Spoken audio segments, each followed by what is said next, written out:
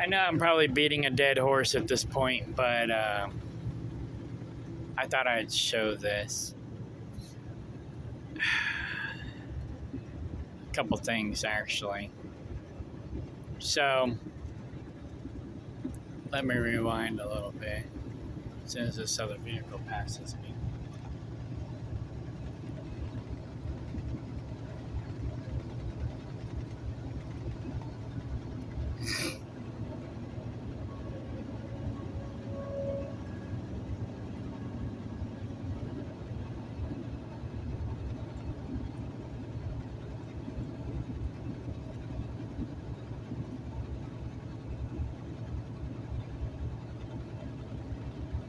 So this is pretty much where we left off. He basically accused me of being an abusive friend, and he accused me of taking advantage of him like I took advantage of David Ray. But yet he said that David Ray deserved it, where he didn't. But did he? You know? He very much reminds me of David Ray. He's a beta male, probably a narcissist.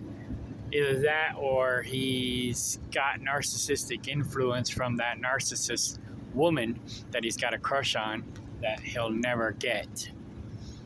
Kind of reminds me of that The Outward song. She's got what he wants, but he's never gonna get it. But anyways, you know, it's like he said,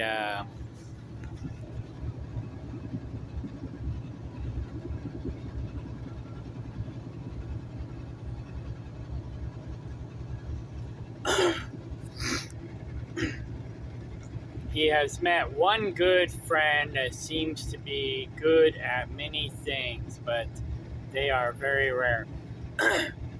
I'm 90% sure he's talking about her, you know. But anyways, I don't know who he's talking about. We were also 90% sure he was talking about us. In this comment, if you will.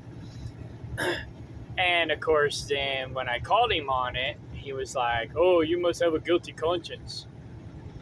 But, you know, basically, pretty much everything he says here incriminated himself because he alienated us, and he was all butthurt because we basically didn't value his labor because his labor sucked. I mean, it could have been worse.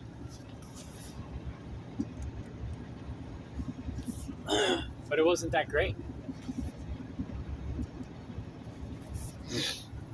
We basically hired him, or kept hiring him, because he was a friend. But we tried to do things, we tried to hire him in areas where we didn't care about quality. It didn't have to be perfection or OCD. It could be, you know, half-assed done, which got fewer and fewer because pretty much everything he done was crap and half-assed. So it's like we really, my brother and I are more OCD and perfectionists than Laura. So Laura was more apt to hire him than my brother and I were. And I only kept hiring him on the tree jobs because he needed the money and he was a friend. And he was one of the three that encouraged me to, you know, basically fire up the tree business again. I really was reluctant to do it. I dumped all this money into this tree business that he wanted me to do, and then he acts like he's the one who got the short end of the stick. You know, I overpaid him for work because he underperformed. But he somehow got the shorter end of the stick. You know, we kept giving him all these hand-ups and handouts, but he ended up getting the short end of the stick. Somehow, I don't understand. So, anyway.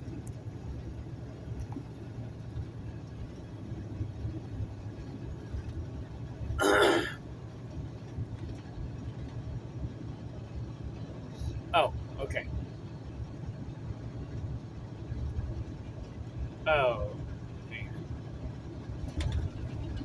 Here we are.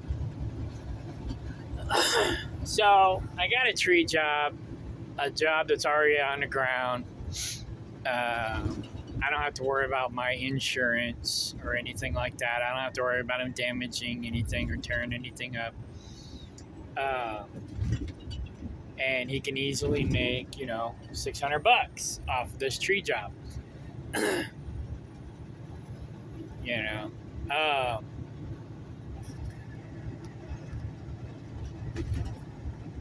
So I said, and actually $600 is more than what he bids on a job. So like I said before, it's like, hang on, let me go back even further. This is where we started having our falling out.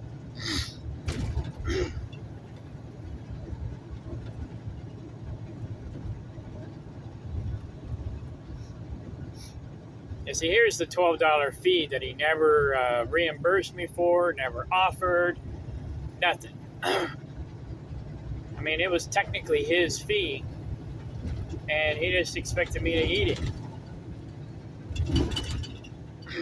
I suggested, I was like, hey, I had to pay this fee to sell your sheep. And he just acted like it was my problem. So I'm like, oh, okay, I see how you are.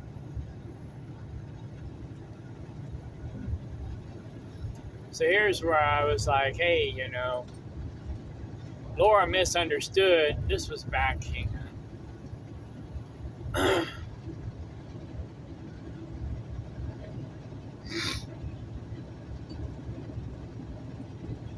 This was back in February. We're in April now.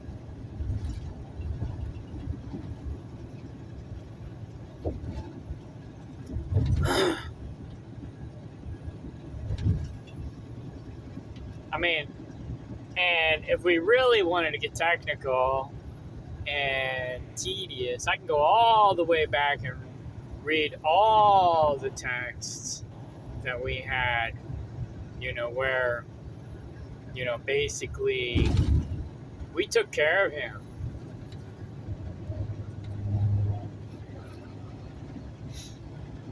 This was after I reformatted my phone, so I lost all the conversations before December 1st.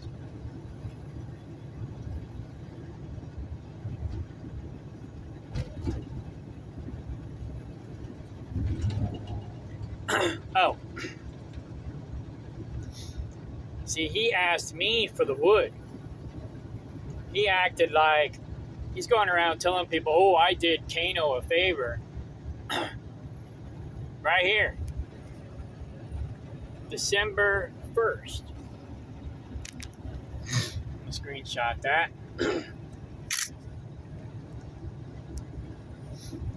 So he's acting now like he did us a favor by coming and cutting wood. He needed that wood.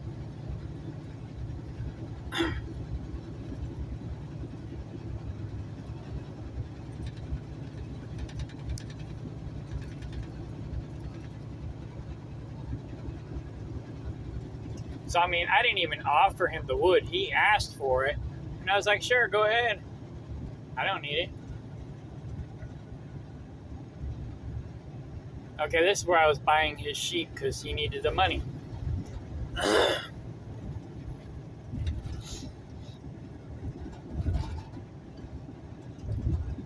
So there's the money for the sheep.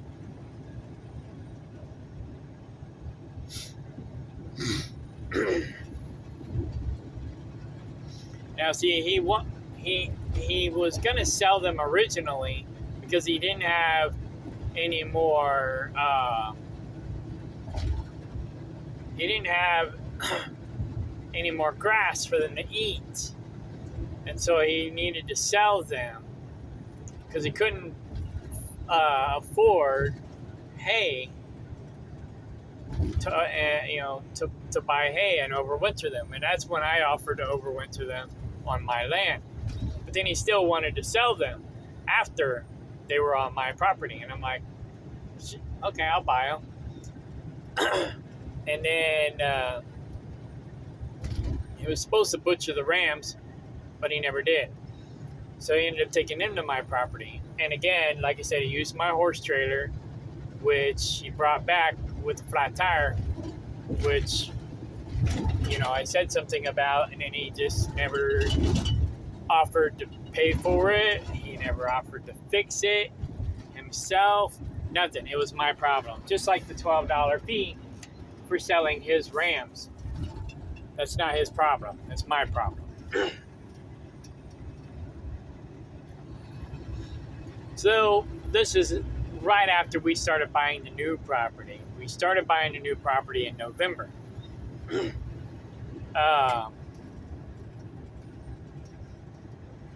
So we hadn't moved in yet because the other people hadn't got all their crap out yet.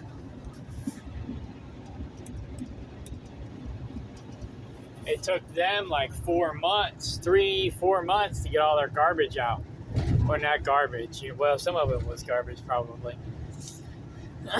But they took forever to get their stuff out of there. And they basically left the place trashy, And there was trees down everywhere and garbage everywhere. Literally garbage everywhere. And I didn't really care about the trees except for maybe there was a few in the front yard that we wanted to clean up.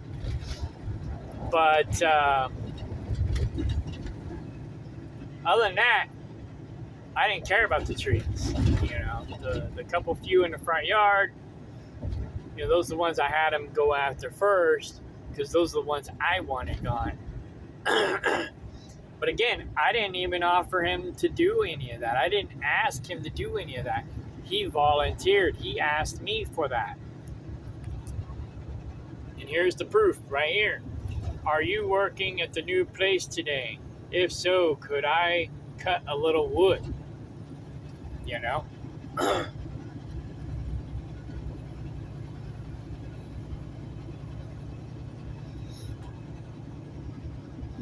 So anyways, I ended up buying his sheep, and Laura ended up selling his rams.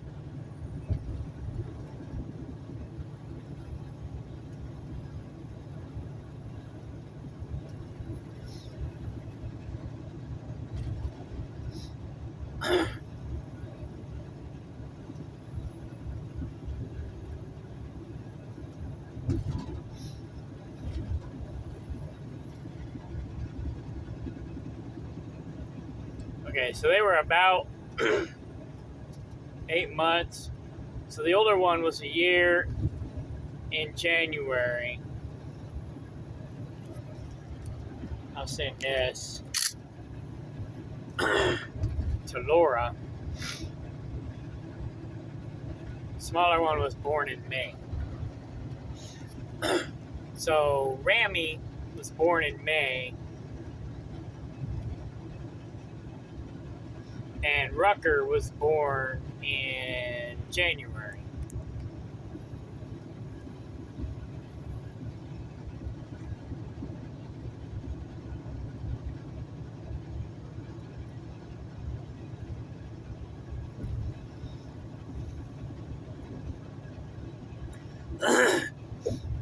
Yeah, so Lee supposedly, unless John is a narcissist, Lee supposedly found a meth lab on the land and basically caused me to waste an entire day walking the whole property looking for a meth lab that was never there. Got Laura all worked up and in a panic. But anyway.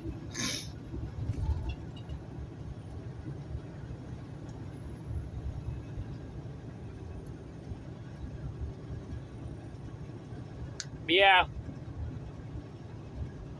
John could have made the whole thing up and then acted like he was embarrassed that Lee led us on a wild goose chase, making himself look like the victim.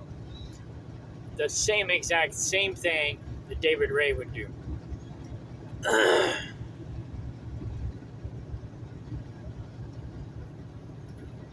And David Ray is a narcissist, so John might be too.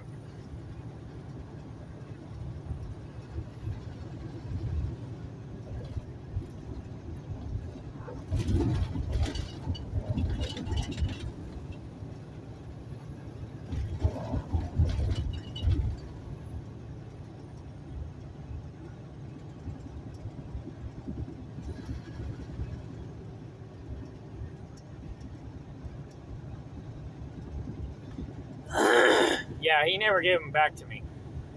That's the second time I asked for them back, and he said, "Oh, I gave them back to you already."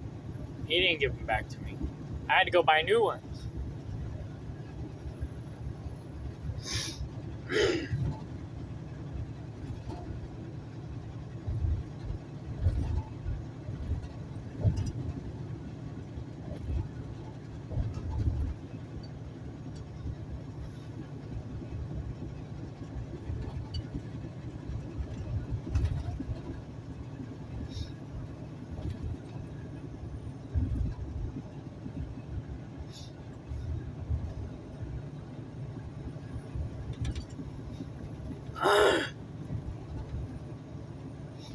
Yeah, I was constantly donating him old wine bottles I was collecting over the years for him to make wine.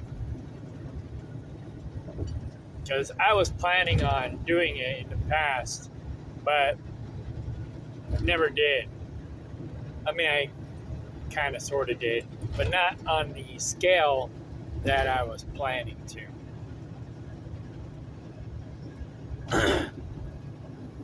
Oh yeah, the rooster and dumplings. We postponed the rooster and dumplings, and it's a good thing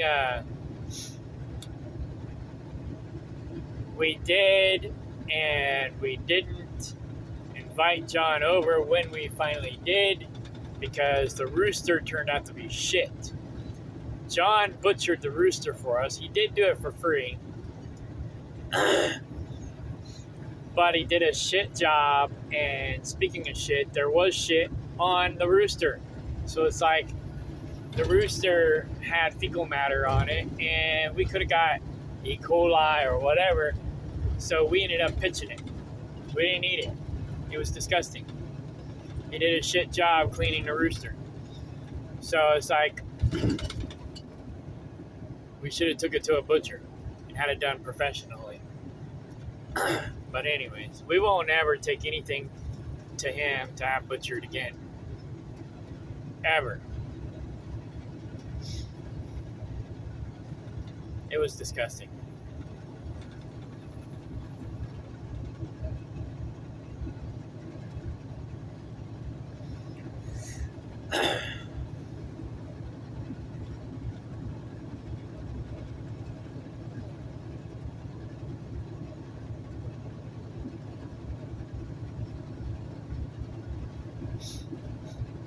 Oh yeah, that's after we found out that my dad passed away.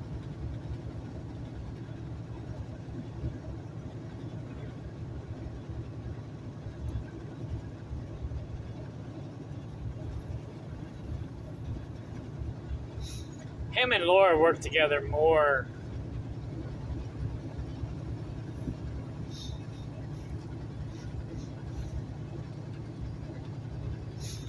This is where we started having the falling out.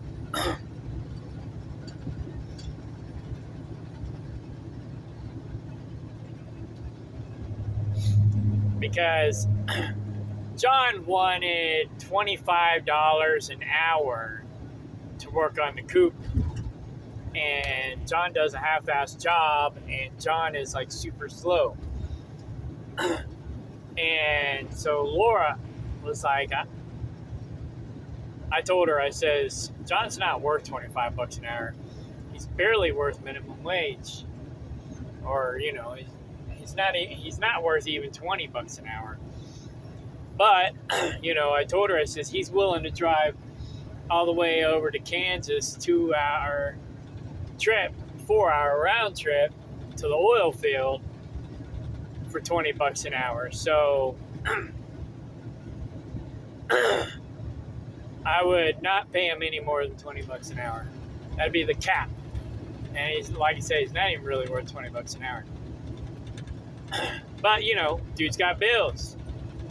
And we thought he was a friend. Not a very good friend, but a friend nonetheless. So Josh is more OCD and more accomplished and a better worker, faster worker. And so Laura wanted to have him and John work on the coop together to get the job done faster. And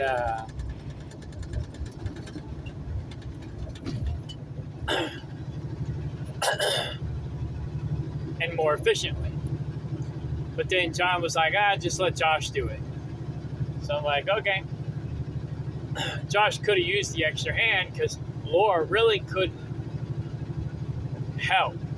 Now, she offered to help John, but really there wasn't much she could do except, hand him things. Kind of sort of be like a laborer. But anyway, it would have been better if John and Josh worked together. It would have been a win-win. But I think John was butthurt, and he was like, whatever. So he cut his own throat on that one. But he was busy. Ever since this chicken crisis, he's been extra busy. But that bubble's about to pop. And he doesn't realize that. And so he bit the hand that was feeding him. And now we're not feeding him anymore. So when his bubble pops, what's he going to do? He's not going to have us to run to.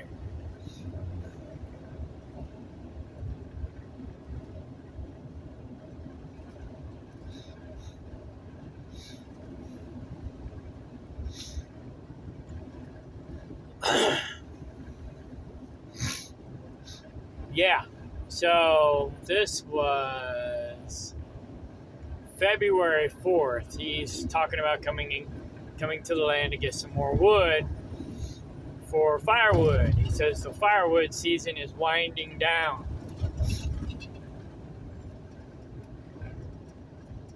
Okay, this is where I wanted to rewind to, but I got off on a tangent. But it's good because we're recapping a lot here. So I says I'll be taking down some trees soon because I got a lot of trees I need to take down. But I don't want to take a whole buttload down, but I need to thin out the trees that are there. That guy that was there before me basically damaged a lot of trees. So there's a lot of dead or dying trees that need to be taken out, especially around the house, houses, buildings, and whatnot. Fencing.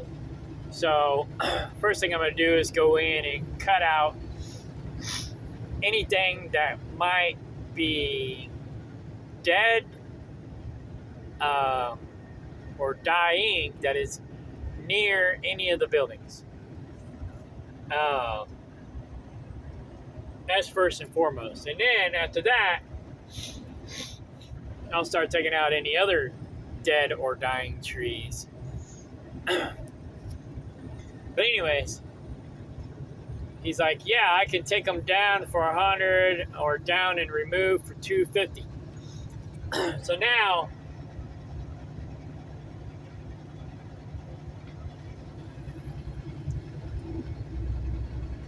he's wanting to charge me for what he was doing for free because he needed the wood.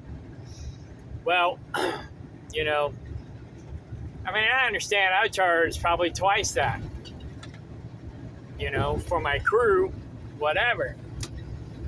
But anyway, so he complained that I charged $500 per tree for 5 people to cut up and remove. Plus, he got paid for taking that wood and selling it for firewood. He said I needed to charge $750 a tree because I was charging too little, and therefore I couldn't pay him enough. You know, but then I guess maybe you might say he's giving me a discount here, because like I said, I would normally charge, you know, $500-$600, maybe $750 if I can get it, but I can't get it in our area. But he's like, yeah, I can take it down for 100 or down and remove for 250. And I was like, no, I'm good. You know, basically, I'm not going to pay him for what I can do myself. And he needed the wood. And so I was just like, no. I mean, if Laura wanted to pay it, that's Laura's business. She could pay it. But I'm not paying it. And, you know, if he was clear cutting my land like he claimed he was, nobody pays for that. I have it on the website that we charge for that, and no one hires me for it because nobody pays for that. So I don't know why he thinks I'm going to pay for it, especially when he needs the wood. And I don't care. I don't care what happens to the wood. I'll just cut the tree down, chop it up, and leave it there to rot, fertilize the soil. I don't care.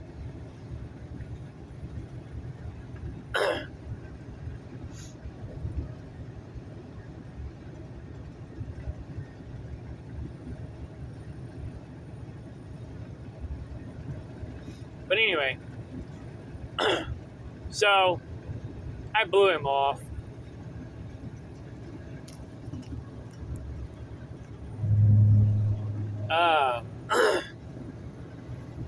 But again, like I said, if Laura wanted to pay him to do it, that's on her. But I wasn't going to pay it. But yeah, so here was a tree that was already down. He could have made $600 just to chop it up and haul it off. That's more than twice what he would make to cut a tree down and remove it. And he turned it down because he was butthurt. So here's where the fee was for us selling his rams for him.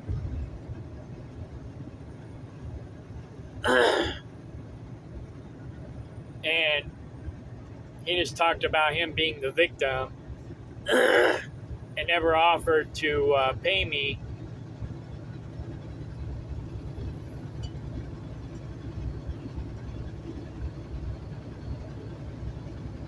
And then Laura offered to pay it. So, and he never offered to pay Laura.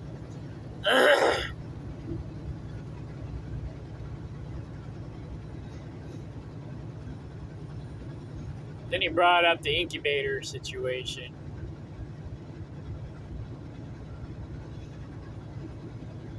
And that's when I was like, hey, I already cleared the air once, but I wanted to make sure that I cleared it again. So I cleared the air 3 times. This was the second time.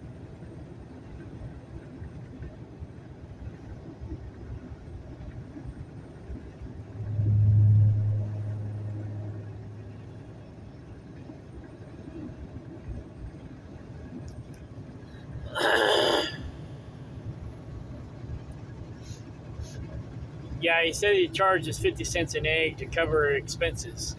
And that's actually not a bad price if his incubator worked.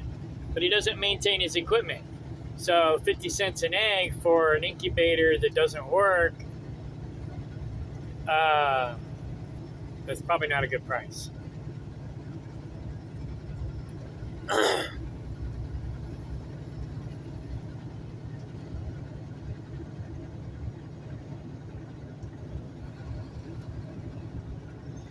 This is how I knew he was talking about us in that text on Facebook where he was talking about us. He says, the whole thing made me think about everything. I've just been too nice, right? I said, yeah, we are probably too nice too. People tend to take advantage of our kindness also. So I was basically saying, I feel your pain, but I think you're misconstruing the situation because we've been more nice to him than he has been to us. We've helped him more than he's helped us. He needs us more than we need him. But he wants to play victim.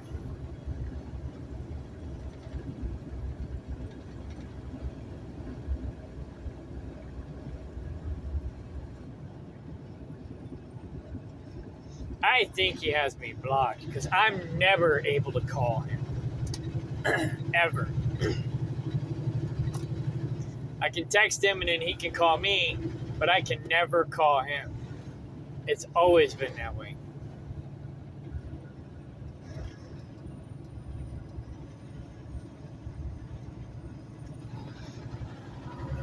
Right. So he wanted his $400. He didn't. After I told him that I got charged a $12 fee, he didn't take that $12 fee out of his $400 request when he sent me the request on Venmo. And I should have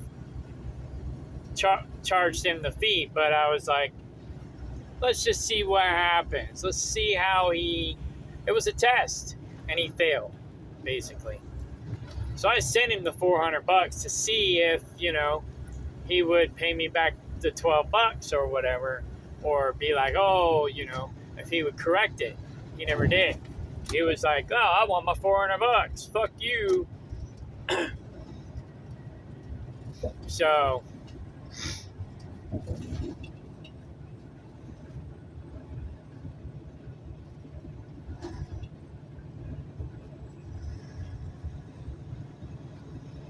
anyways, small talk, blah, blah, blah.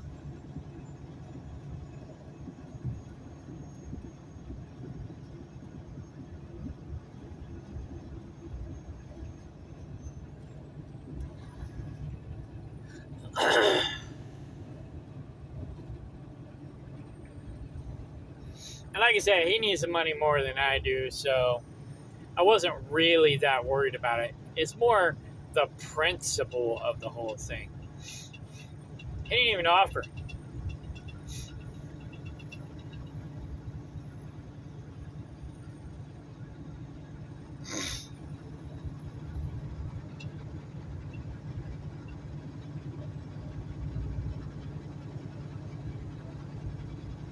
Okay, now we're back down here.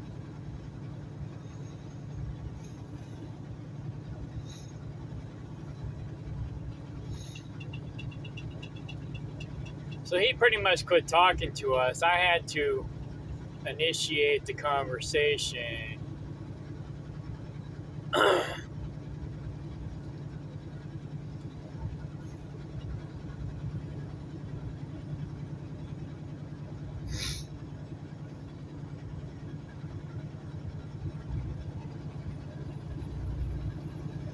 I ended up getting Laura's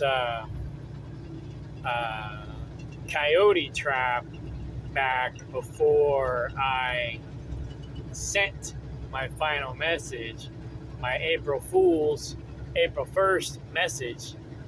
I wanted to make sure that I got all of our stuff back before I called him on his bullshit.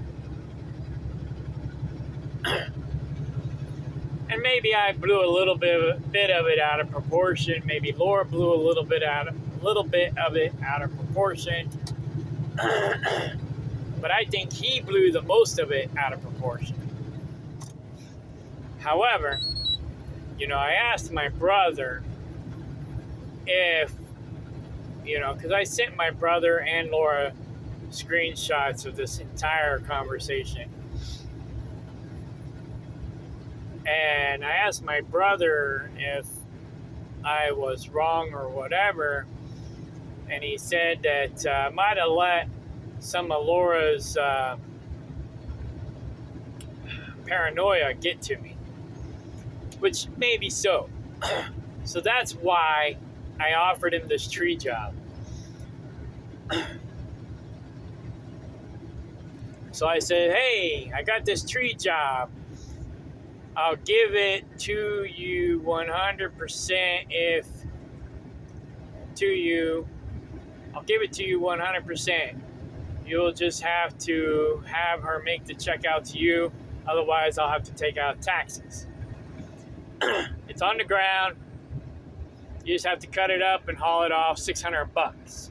Like I said, that's twice as much as he would normally make off of a job. Maybe this will help make up for any misunderstandings.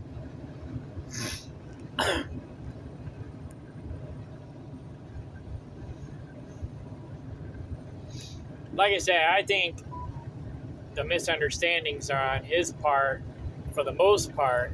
I'm sure we're guilty of some of it. Nobody's perfect. But, I think he's the one blowing this out of proportion. Laura could be too. She tends to do that.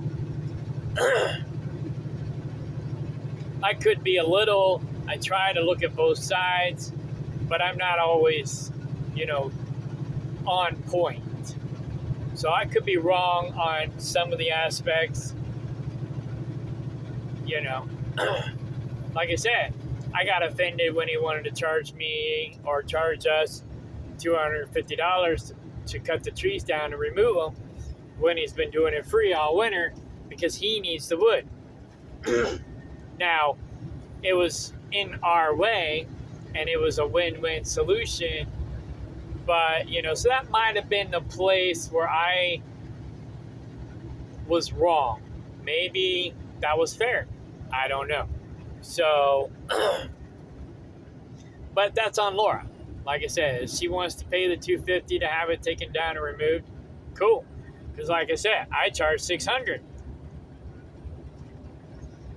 Actually, well, I would like to charge $750. But like I said, most people in our area aren't going to pay any more than $250. So that's probably why he charges $250. I'm lucky to get $600 out of this one. But I was going to give it to him. I mean, I kind of...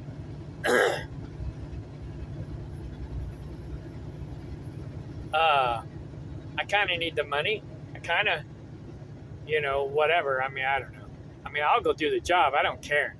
It's going to take us, a half a day probably to cut it up and haul it off. But, and it's $600 divided by 3 people is $200 or so, So, if I would have hired John to do this job with Mark, Laura, and Garrett, and myself, it's already on the ground. So there's no tree climbing involved. I wouldn't be, tree climbing or anything like that. I would pay Laura and Garrett as one person. So we got Mark, John, myself, and then Laura and Garrett. So instead of 5 people, I would count that as 4 people, right? So 600 divided by 4 divided by 3. Okay. So John, Mark, and I would have made $100 because we have our own equipment. Even though John's equipment sucks, Mark and I take better care of our equipment. We would have made $100. John would have taken the big wood. We would have taken the little stuff that you can't really sell. I would have just taken it back to the land, let it compost, because that's all I care about. John wants the bigger wood that he can turn around and sell. So he would have made $100 off of this job if he worked on the crew. Then he could have took the wood and sold it for another $250 after he split it and delivered it. So he would have made $350 off the job total. But he would have had help. He wouldn't have had to do it all by himself, you know.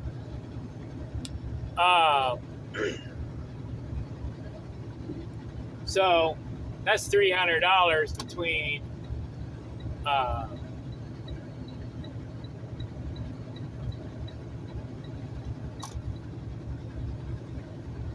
the 3 of us. That's $300. 400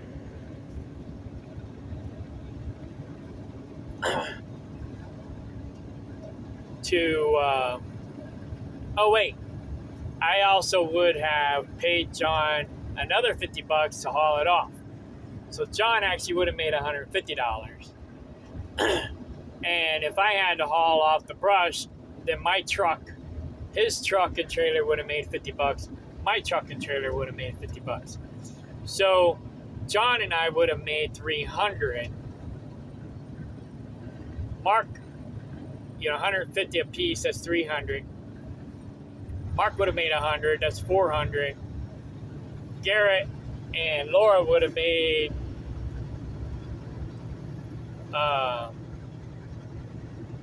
close to $100, but not quite $100 together. Because Garrett has his own equipment, Laura don't. So it would have been just over $100 that would have gone towards taxes, insurance, and overhead. So there you go. So John would have made $150 plus whatever he made off of selling the wood for firewood. So that is, I don't know, about $250, give or take. So $400. He would have made $400 off that job, and he would have only had to do 1/5 of the work. Probably more like a quarter of the work. But anyway, he would have had to do a quarter of the work and would have made $300. So, but I was offering to give him the whole tree for $600, and then he could have made money. So 6, 7, 8. He would have made $850 off that tree, give or take. Maybe more, maybe a little less. $850. That's more than what he would normally make off of a tree. Probably 3 times what he would make off of a tree normally. But he turned it down. He says, how soon will it be? Kind of wet now. And he says, you could just send me $10.99. That's what most people do.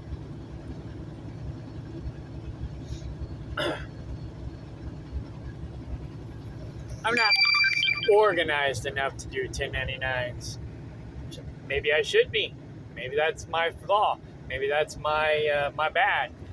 But yeah. That's okay. I'm going to shut the tree business down anyway, so it don't matter. I said, as soon as you can get to it. I told her maybe 2 weeks. It's the neighbor of Cindy's that we did the multiple tree job for. Her name is Mary. That's the one where John and I both got injured. John actually got injured on the other property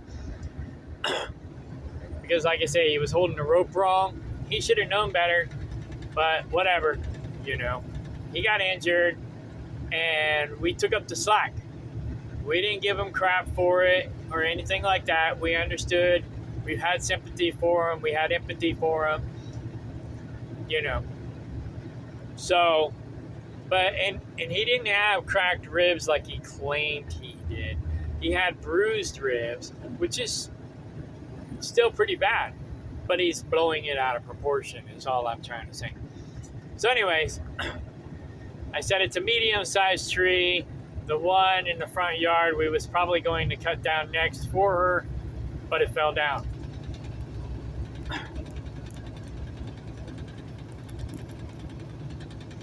I already went and already cleaned up part of it. I said I went and cleaned up the stuff that was in the driveway already and in her walkway. Told her it would be, we'd come back and finish for $600.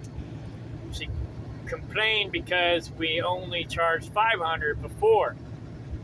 I told her that was a bulk rate and that my crew complained that I underbid the job. So I had no choice but to charge more, which is true.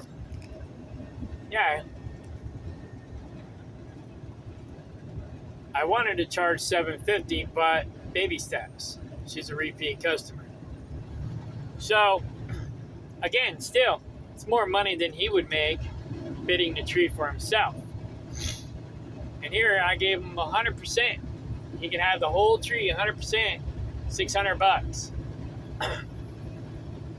That's more than double what he would have made if he went and bid the tree himself.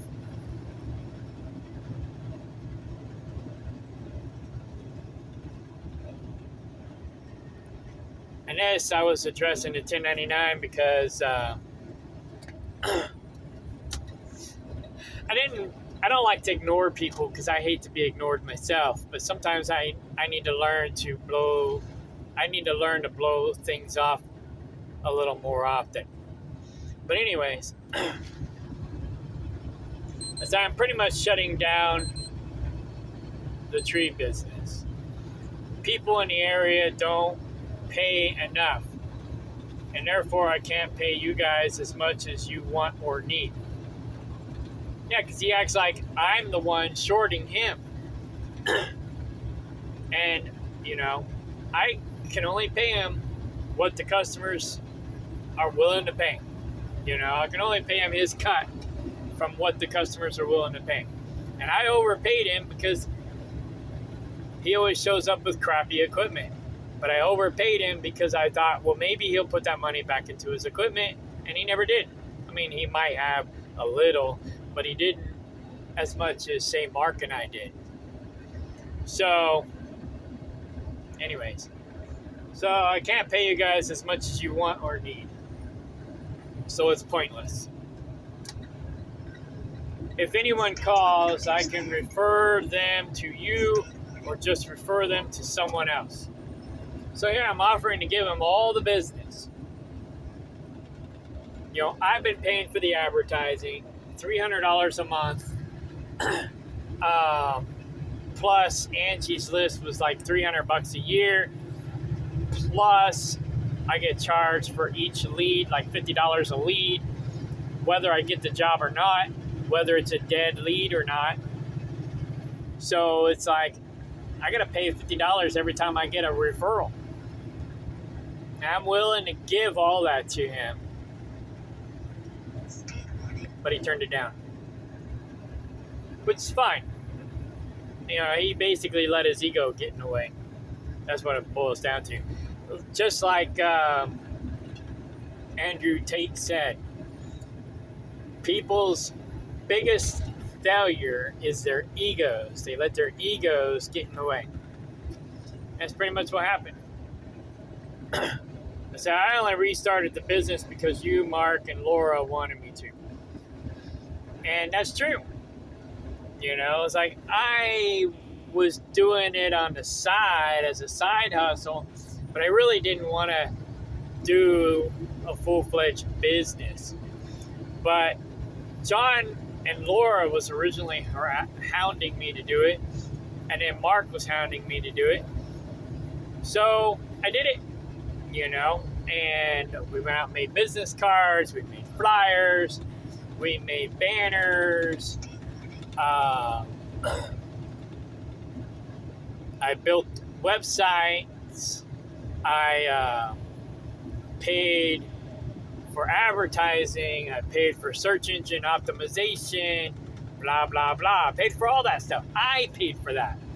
Not John, not Laura, not Mark. Kano paid for that. But John somehow always came up short. I always gave him the short end of the stick. He thinks I made out like a bandit or something. The only advantage I have to all that money that I lost is that I get to write it off on my taxes. So my money that I made from my JOB and the taxes that I paid from my JOB, I get some of that back because of the losses from the business. That's the only advantage I got. Otherwise, I lost that money. And I don't get 100% of that money back. I only get 1/3 of that money back. If I understand the way the taxes work properly, you don't really get dollar for dollar. You get like 1/3 dollar for 1/3 dollar. Because they tax us on like 1/3 of a dollar. So it's like 1/3 of our money goes to taxes. So if I spend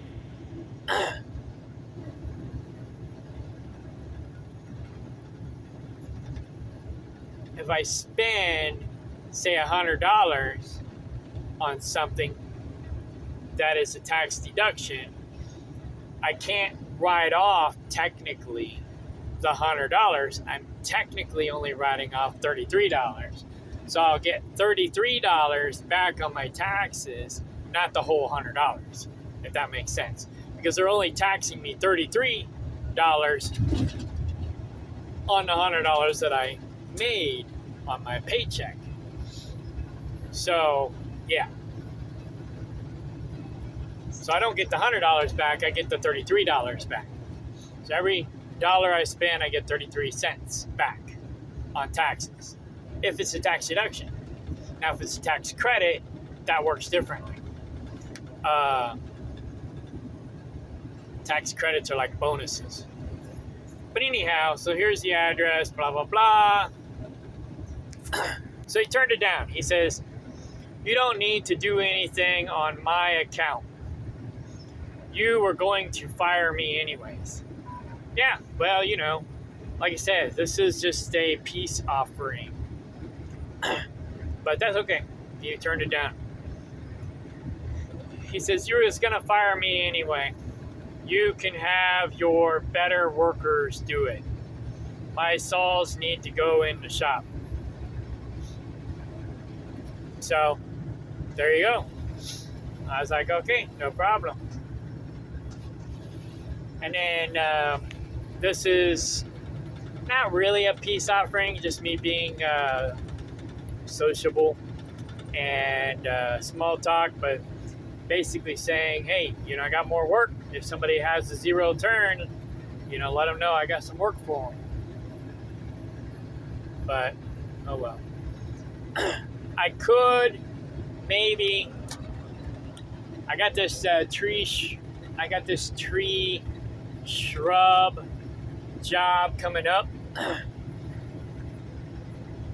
Tree shrubs that need to be removed. I could offer him that, but what I might do is, as a peace offering, again, be like, I'll go out and bid the job, and if the guy doesn't take my bid, then I'll pass the information on to John and say, hey, I bid this job for X amount of dollars. The guy didn't take it. Maybe you can go underbid me and get the job if it's worth even doing, for less. I don't know. It's up to you. And be like that. I mean, do I really want to be friends with somebody who's backstabbing me and talking trash on me? Probably not. But I'm also trying to not make an enemy. Even though I'm making this video, if he ever reads it or listens to it, then I'll probably make him an enemy anyways. But he's already an enemy anyways. He's making himself to be our enemy. So, and I'm mostly making this video to CYOA because he's talking trash on us on Facebook and to the community. And I know this because he was talking trash on us to Josh. I talked to Josh the other day. And Josh said that John basically was talking trash on us. So Josh said that he was going to get John's trailer for him. I'm like, that's cool. And then he told me basically what John said. And then he said that John was making it out to be like, oh, he was clear cutting our whole land for us. The whole land. And Josh was like, weren't those trees already on the ground that you cut up? Because Josh has been there working too. Josh and John, those are the two guys that we had over there working for us, with us, when Ralph and Linda came over and ran off our help. I don't know if I talked about that on a previous video. But Ralph came over and basically tried to run off John and Josh because they were trespassing on his property that he sold us or was selling us, and we was having them go over there and do work. But he went over there, so basically accused them of trespassing and tried to run them off. I don't remember if he actually ran them off or not. I have to ask. But I have to do some homework on that. But he pretty much either ran them off or tried to run them off while they were over there working and doing work for us. And I chewed their asses for running off or trying to run off our help. That Ralph guy is a royal pain in the butt. But he's had supposedly multiple strokes. So the more strokes he has, the less coherent he is, and possibly the less of a problem he is. So it's been pretty quiet lately. I've still been having some issues with Linda, but not as much. Now I'm the one yelling at her because they suck. Before, it was him treating us like garbage, and we didn't even do anything wrong. Come to find out, they were the ones doing the criminal crap. But anyway, so now I'm the one chewing their asses. But anyways, I'm just trying to keep them in check. Make sure that they realize they can't walk on me. Because too many people take my kindness for a weakness and they think they can walk on me. And I'm like, nah, fuck that shit. Fuck that. So anyways, in a previous video, I was talking about that rabbit hutch that Laura found. And this is it. So, Laura found this rabbit hutch. I sent this to myself from my other phone. Laura found this rabbit hutch. It's in a lot better condition or quality than John's. And she contacted this guy. I think he was only charging $250 at the time. He upped his price to $280.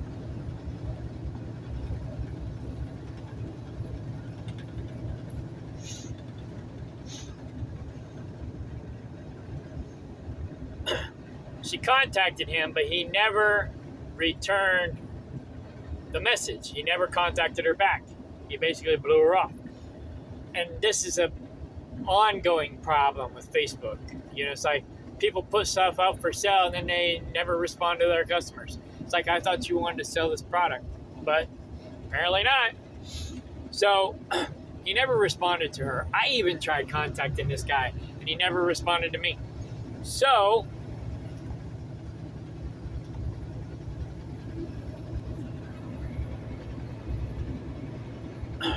we had John make her the cage. She basically sent him the link and the blueprints and everything.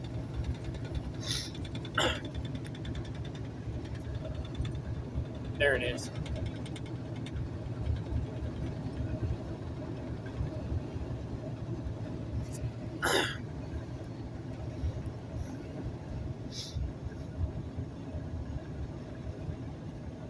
So, the same cage.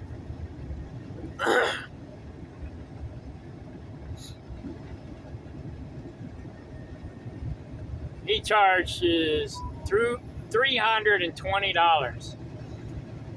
Now, I don't remember 100%.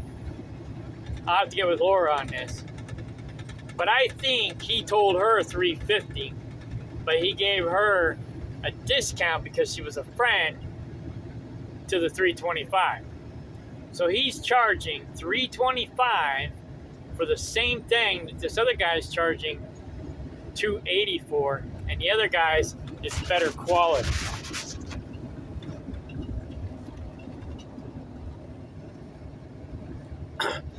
That metal that he uses on the bottom is a real flimsy metal, and he just staples them in with flimsy staples.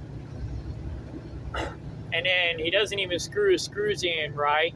Half the boards are split, at least the one they sold us.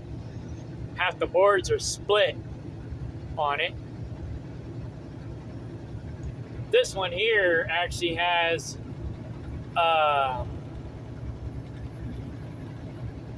the deal's angled so that the eggs will roll out underneath. So this one's actually a little bit better quality than the one that he sold her, and he charged her more than what he's charging here.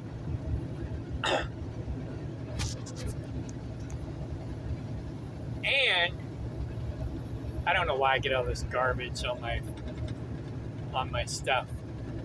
Oh. Half this stuff I don't even follow, but I get this stuff in my stories. It's like, I don't even know what that garbage is. Where's that guy? Here we go.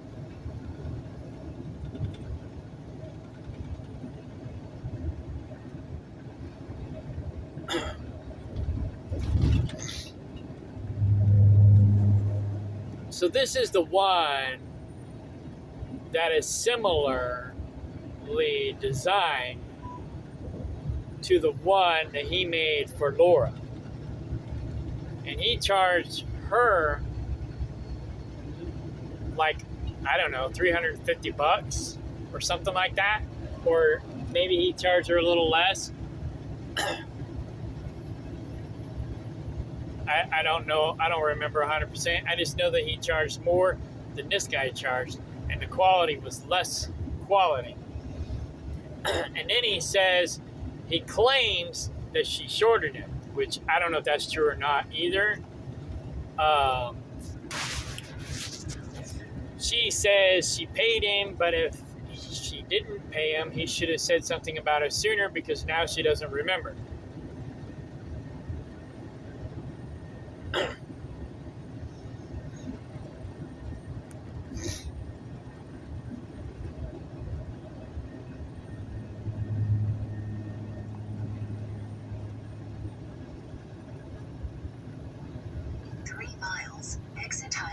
right. So I got 3 more minutes.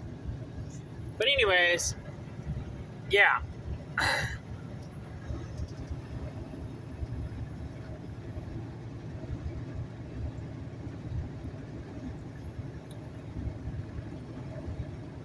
So this will probably be my last video on the subject. Who knows? But, you know, other people can go through the content and kind of look and see for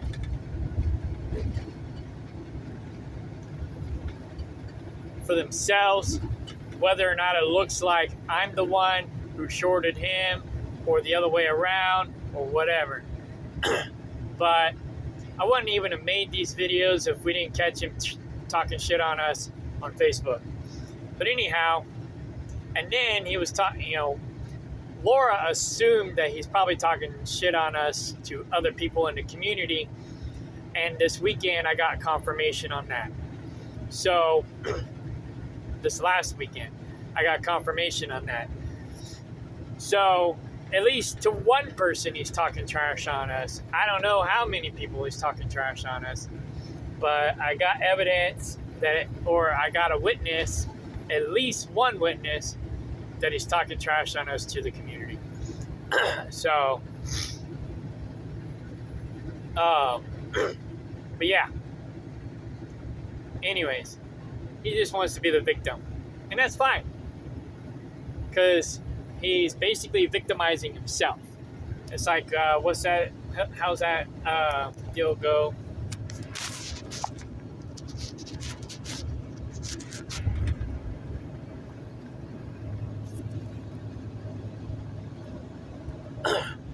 Stop imagining fake scenarios and hurting your own feelings. That's John. But I think this is also John.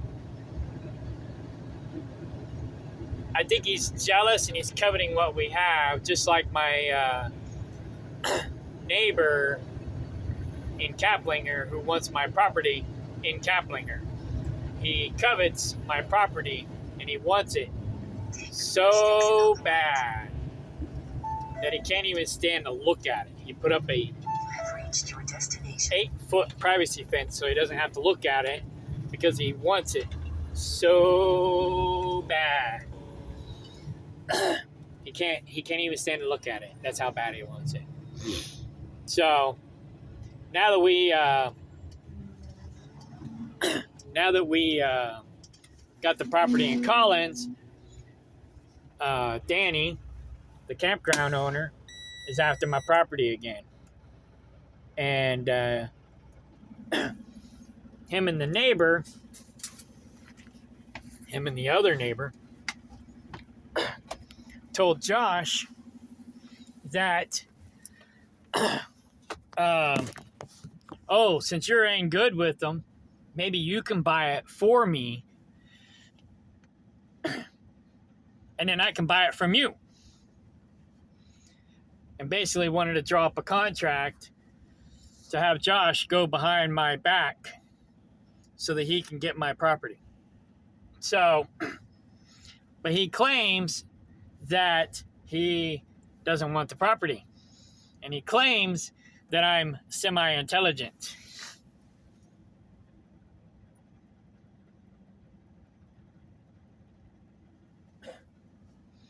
I'm smarter than I look. That's for dang sure. But I'm never selling that property, especially now. I might have sold it maybe if I didn't have so many problems with the neighbors trying to steal it from me. Or trying to make my life difficult because I won't sell it to them. It's like, quit coveting my stuff. But because you're coveting my stuff, I'm going to make it harder. I'm not going to sell, whatever. You can try to make my life difficult. I don't care. I'm just going to expose you for who you are. And that's kind of where I am with John,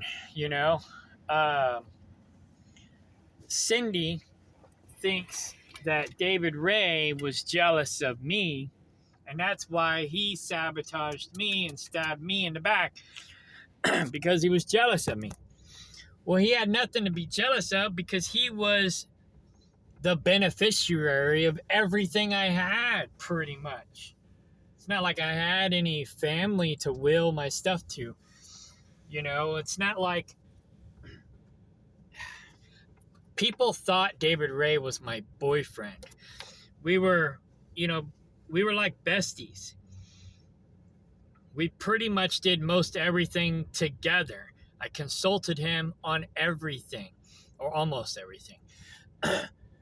The dude was really smart, and I trusted his wisdom until I found out that he was basically backstabbing me and sabotaging me, talking trash on me to the community. Once I found that out, then the gloves came off, and I was like, fuck you, get out of here.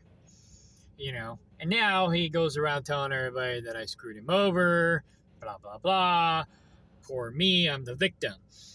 But if he never sabotaged me and backstabbed me, he'd probably still be living on the land. He'd probably still be my friend. He'd probably still be reaping some of the benefits of my accomplishments. Even though he really didn't contribute much. The only thing he really contributed is his intellect. He was strong and capable, but he was unwilling to do anything.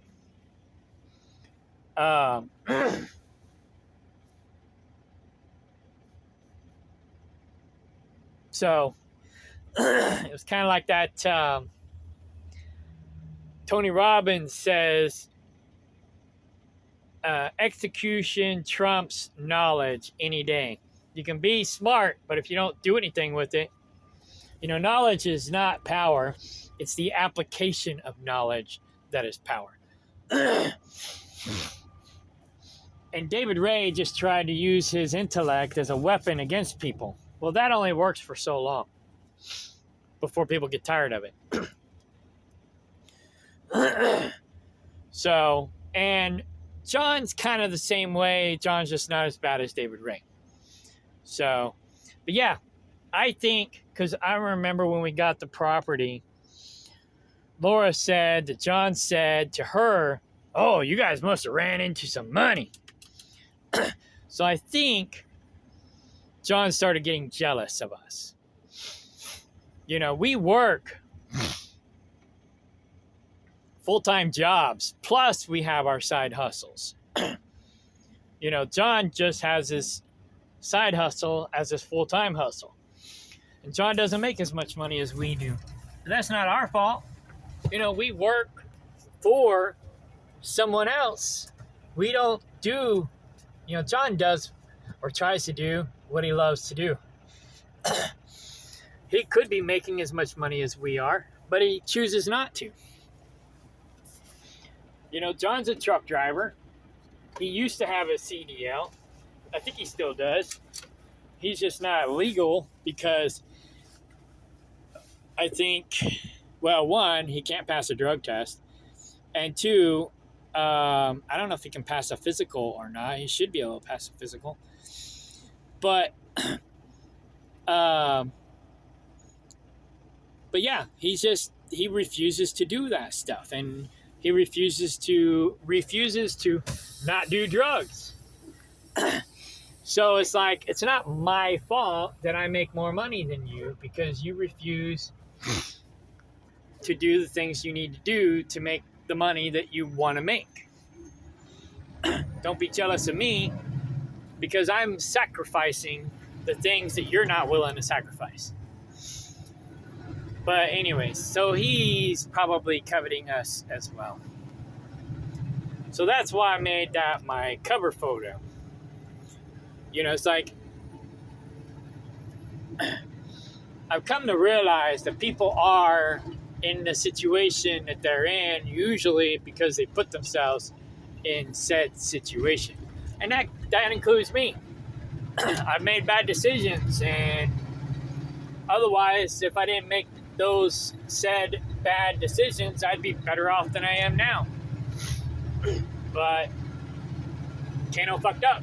And so I gotta learn from that shit. And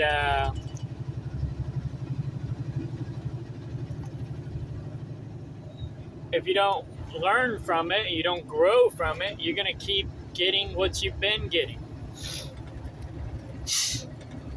So I'm trying to learn and grow from my bad decisions and good decisions, from all my decisions. You know, I was watching War of the Worlds TV show, and this guy says that, I don't remember exactly what he said, but he said something like,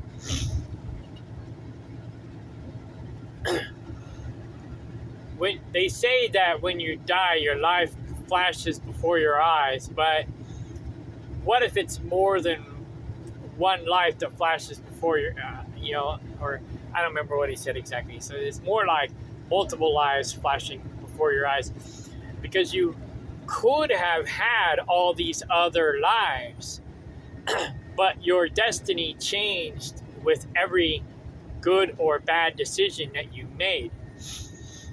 And so it's not necessarily that your whole life flashes in front of your eyes when you die or before you die. It's that your life and your potential lives pass before your eyes when you die or before you die. And that's true.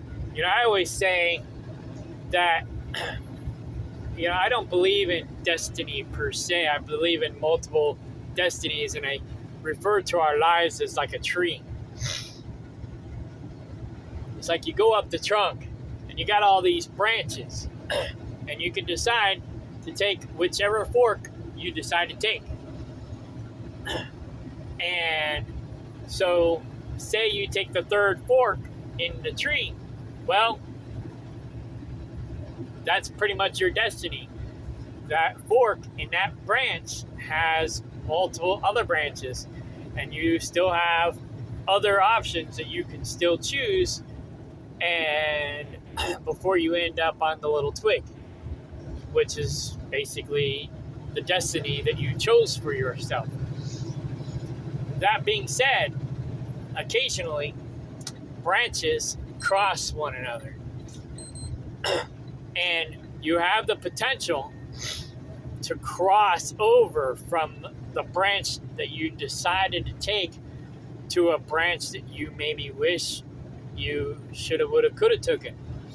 And you get that opportunity to change your destiny, change branches, and start a different path. Kind of like my brother did. You know, he cleaned up his act, got his life together. And he changed branches. He changed his destiny. You know, that's our life, you know, and maybe we get to the top of the tree. If enough branches touch each other and we're able to cross over, and we get to the very top of the tree. But not everybody gets to the top of the tree. Some people end up on the lower branches and don't go anywhere in life. And that's because they make constant bad decisions. And occasionally we get the opportunity to step up to the next branch and we improve our lives. And that's the way I see life. It's up to us to basically make our own destiny. Now, there are certain things like government and other things that might help dictate that destiny for us. But ultimately, we are the captains of our ship.